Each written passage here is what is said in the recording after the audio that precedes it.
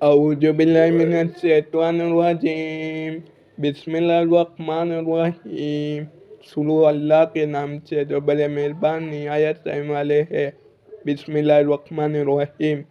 और तुम में से जो लोग इस बात की ताकत न रखते हो कि आज़ाद मुसलमान औरतों से निकाह कर सके, तो वे उन मुसलमान कनीजों वादियों में से किसी से निकाह कर सकते हैं जो तुम्हारी मिल्कियत में हो, और अल्लाह को तुम्हारे इनाम की पूरी हालत खूब मालूम है। तुम सब आपस में एक जैसे हो, लिहाजा उन कनीजों वादियों से उनके मालिकों की इजाज़त से निकाह कर लो और उनको फ़ायदे दस्तूर और नियम के मुताबिक उनके मेहर अदा करो, बशर्ते उनसे निकाह का रिश्ता कायम करके उन्हें पाक दामन बनाया जाए, न वे सिर्फ शहवत जिनसी इच्छा पूरी करने के लिए कोई नाजायज़ काम करे और न छुपे तौर पर नाजायज़ दोस्ती और ताल्लुकात पैदा करे। फिर जब वे निकाह की हिफाजत में आ जाए और उसके बाद किसी बड़ी बेहयाई यानी ज़िना का जुर्म करे, तो उन पर उस सज़ा से आधी सज़ा वाजिब होगी जो और शादीशुदा आज़ाद औरतों के लिए मुकर्रर निर्धारित है। यह सब यानी वादियों से निकाह करना तुम में से उन लोगों के लिए है जिनको निकाह न करने की सूरत में गुनाह में मुब्तला होने का अंदेशा, डर और आशंका हो, और अगर तुम सब्र किए रहो तो यह तुम्हारे लिए बहुत बेहतर है, और अल्लाह बख्शने वाला बड़ा मेहरबान है। अल्लाह चाहता है कि तुम्हारे लिए अहकाम की वजाहत कर दे, और जो नेक लोग तुम से पहले गुजरे हैं तुमको उनके तौर तरीकों पर ले आए और तुम पर रहम के साथ तवज्जो फरमाए, और अल्लाह हर बात का जानने वाला भी है, हिकमत वाला भी। अल्लाह तो चाहता है कि तुम्हारी तरफ तवज्जो करे, और जो लोग नफ्सानी इच्छाओं के पीछे लगे हुए हैं वे चाहते हैं कि तुम सही रास्ते से भटक हटकर बहुत दूर जा पड़ो। अल्लाह चाहता है कि तुम्हारे साथ आसानी का मामला करे, और इंसान कमज़ोर पैदा हुआ है। ए ईमान वालों, आपस में एक दूसरे के माल नाहक तरीके से न खाओ। हाँ, मगर यह कि कोई तिजारत आपसी रजामंदी से वजूद में आए हो तो वह आयत है, और अपने आप को कत्ल न करो। यकीन जानो अल्लाह तुम पर बहुत मेहरबान है। और जो शख्स ज़ियादती और जुल्म के तौर पर ऐसा करेगा तो हम उसको आग में दाखिल करेंगे, और यह बात अल्लाह के लिए बिल्कुल आसान है। अगर तुम उन बड़े बड़े गुनाहों से परहेज करो जिनसे तुम्हें रोका गया है, तो तुम्हारी छोटी बुराइयों का हम खुद कफ़ारा कर देंगे और तुमको एक इज्जत वाली जगह दाखिल करेंगे। और जिन चीज़ों में हमने तुमको एक दूसरे पर बढ़ोतरी और बधाई दी है उनकी तमन्ना न करो। मर्द जो कुछ कमाए करेंगे उनको उसमें से हिस्सा मिलेगा, और औरतें जो कुछ कमाई करेगी उनको उसमें से हिस्सा मिलेगा, और अल्लाह से उसका फजल मांगा करो। बेशक अल्लाह हर चीज़ को खूब जानने वाला है। और हमने हर उन माल के कुछ वारिस मुकर्रर किए हैं जो माँ बाप और ज़्यादा करीब के रिश्तेदार छोड़कर जाए और जिन लोगों से तुमने कोई अहद बांधा यानी कोई मामला तय किया हो उनको उनका हिस्सा दो। बेशक अल्लाह हर चीज़ का गवाह है। मर्द औरतों के निगरान है क्योंकि अल्लाह ने उनमें से एक को दूसरे पर फजीलत दी है और क्योंकि मर्दों ने अपने माल खर्च किए हैं। चुनांचे नेक औरतें फरमाबरदार होती है। मर्द की गैर मौजूदगी में अल्लाह की हुई हिफाजत से उसके हुकूक की हिफाजत करती है।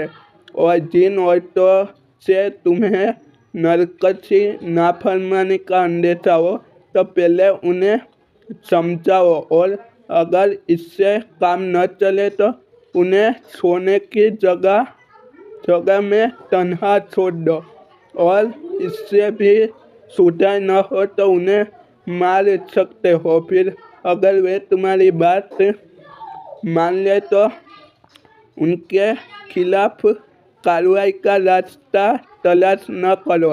यकीन रखो कि अल्लाह सबके ऊपर सबसे बड़ा है। और अगर तुम्हें मियाँ बीवी के दरमियान फूट पड़ने का अंदेशा हो तो उनके दरमियान फैसला कराने के लिए एक मुनीसियत इंसान करने वाला फैसला करने वाला मर्द के खानदान में से और एक मुनीसक औरत के खानदान में से भेज दो। अगर वे दोनों इस्लाह सुधार और मेल मिलाप कराना चाहेंगे तो अल्लाह दोनों के दरमियान इत्तेफाक पैदा फरमा देगा। बेशक अल्लाह को हर बात का इल्म और हर बात की खबर है। और अल्लाह की इबादत करो और उसके साथ किसी को शरीक न ठहराओ और माँ बाप के साथ अच्छा सुलूक करो तथा रिश्तेदारों यतीमों मिस्किनों करीब वाले पड़ोसी दूर वाले पड़ोसी साथ बैठे या साथ खड़े हुए शख्स और राहगीर के साथ और अपने गुलाम बादियों के साथ भी अच्छा बर्ताव रखो। बेशक अल्लाह किसी इतराने वाले शेखीबाज को पसंद नहीं करता। ऐसे लोग जो खुद भी कंजूसी करते हैं और दूसरों को भी कंजूसी की तलकीन तालीम व हिदायत करते हैं और अल्लाह ने उनको अपने फजील से जो कुछ दे रखा है उससे छुपाते हैं और हमने ऐसे नाशुक्रों के लिए जलील कर देने वाला अजाब तैयार कर रखा है। और वे लोग जो अपने माल लोगों को दिखाने के लिए खर्च करते हैं और न अल्लाह पर ईमान रखते हैं न आखिरत के दिन पर और शैतान जिसका साथी बन जाए तो वह बहुत बुरा साथी होता है। भला इनका क्या बिगड़ जाता अगर वे ये अल्लाह और आखिरत के दिन यानी मरने के बाद जिंदा होने हिसाब किताब और जन्नत व दोजख पर ईमान ले आते और अल्लाह ने इनको जो रिज़्क़ अता फरमाया है उसमें से कुछ नेक कामों में खर्च कर देते और अल्लाह को इनका हाल खूब मालूम है। अल्लाह जरा बराबर भी किसी पर जुल्म नहीं करता और अगर कोई नेकी हो तो उसे कई गुना कर देता है और खुद अपने पास से अजीम बहुत ज़्यादा और बड़ा सवाब देता है। फिर ये लोग सोच रखे कि उस वक्त इनका क्या हाल होगा जब हम हर उम्मत में से एक गवाह लेकर आएंगे और ए पैगंबर हम तुमको इन लोगों के खिलाफ गवाह के तौर पर पेश करेंगे। जिन लोगों ने कुफ्र अपना रखा है और रसूल के साथ नाफरमानी का रवैया इख्तियार किया है, उससे दिन वे यह तमन्ना करेंगे कि काश उन्हें ज़मीन में घसा कर उसके बराबर कर दिया जाए और वे अल्लाह से कोई बात छुपा नहीं सकेंगे। ए ईमान वालों, जब तुम नशे की हालत में हो तो उस वक्त तक नमाज के करीब भी न जाना जब तक तुम जो कुछ कह रहे हो उसे समझने न लगो, और जनाबत नापाकी की हालत में भी जब तक तुम गुस्सा न कर लो नमाज जायज़ नहीं। हाँ, मगर यह कि तुम मुसाफिर हो और पानी न मिले तो तयम्मुम करके नमाज पढ़ सकते हो, और अगर तुम बीमार हो या सफ़र पर हो या तुम में से कोई पेशाब पाखाने की ज़रूरत पूरी करने की जगह से आया हो या तुमने औरतों को छुआ हो फिर तुमको पानी न मिले तो पाक मिट्टी से तयम्मुम कर लो और अपने पैरों और हाथों का उस मिट्टी से मसा कर लो। बेशक अल्लाह बड़ा माफ़ करने वाला, बड़ा बख्शने वाला है। जिन लोगों को किताबिया ने तौरात के इल्म में से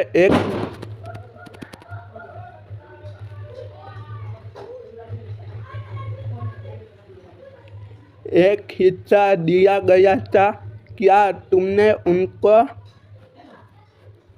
नहीं देखा कि वह किस तरह गुमराही मोल ले रहे हैं और चाहते हैं कि तुम भी रास्ते से भटक जाओ, और अल्लाह तुम्हारे दुश्मनों को खूब जानता है, और रखवाला बनने के लिए भी अल्लाह काफ़ी है और मददगार बनने के लिए भी अल्लाह काफ़ी है।